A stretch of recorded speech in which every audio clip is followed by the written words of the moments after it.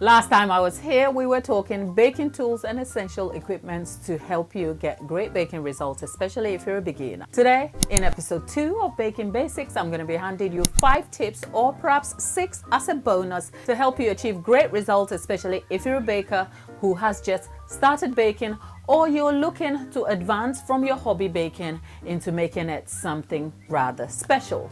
But if we're meeting for the first time, hello there, I am Gladys. I'm a baker cake artist, and over here I make simple, informative tutorials to help you navigate cake decorating easily. I did make a promise to a neighbor about some cupcakes I will be making for their birthday, which is what I am doing today. So whilst we're at it, I'm going to be jumping into these simple tips that should help you get great results with your baking. These are the tips to help you optimize for great results way before you even go to turn your oven on to start baking. And tip number 1 is decide what you want to bake, be clear about it, and perhaps start with why you are intending to take the bake.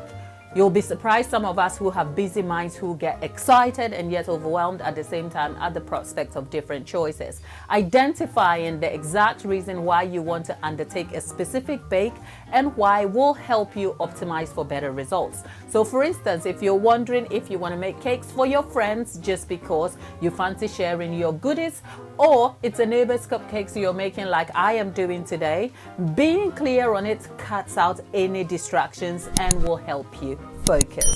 Tip number 2 is whilst you've identified what you want to bake, you want to get into a recipe and read the recipe details to understand. Baking has specific terms and words that are very baking and science specific.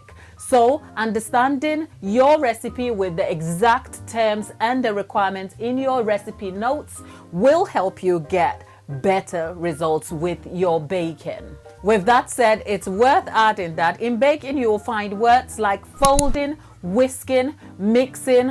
What does that all mean? Reading your recipe and taking time outside of the baking activity to do that even before you undertake the bake will help you understand all these terms that are baking focused. Tip number 3, which is that if you have read your recipe, you should get on with organizing not just your ingredients but your equipment as well. In a kitchen like mine where I have different ingredients stacked at different parts of the kitchen, it can be awfully difficult getting together all of that in one time while still undertaking the baking.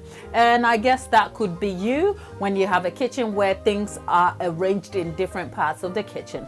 So getting all your ingredients together in one spot, getting yourself organized will help you optimize for an organized workspace whilst also keeping you less overwhelmed, helping you to get better results with your baking. Now, tip number 4, you measure and prepare. Measure relates to measuring your ingredients.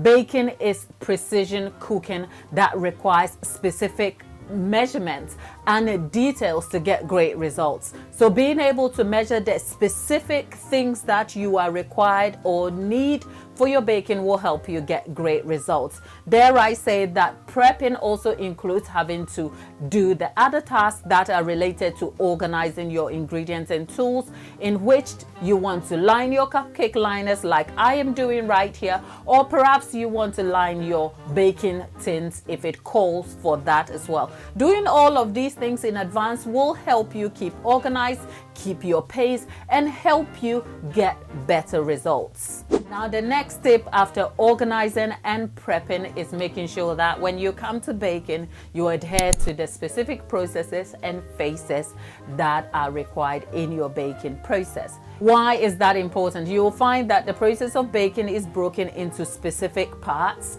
and for that, being able to follow one phase before the next, like mixing your ingredients, probably reverse creaming to start with, and add your eggs before stirring together, and measuring into your baking pans are all different parts of the baking process that you have to follow meticulously. And so by following the processes that are determined in your recipe and making sure that you finish one before moving on to the other will help you get better results. Now, the final tip, which is probably not new, but it's worth adding, is that when you're baking, your recipe details will give you some specific instructions, such as making sure that your ingredients are at room temperature.